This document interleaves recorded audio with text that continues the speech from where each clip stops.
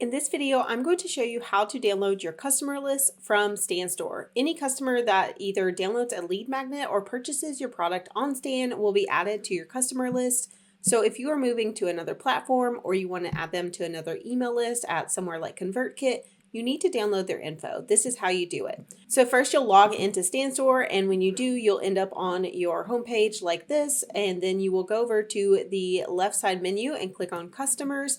This brings up your customer list. So you want to download your whole customer list. To do that, you're going to click on the three dots over here at the top right, and then you're going to go down to the thing that says download CSV. Click on download CSV, and then that will download your entire audience list. So you can open that up and see what it looks like. You can see all of your customers. You can see their full name, their email, their phone number if you required that, how many purchases they made, when they started using your store, when they first purchased something from your StanStore, the total amount spent, and if they were an active subscription or a canceled subscription.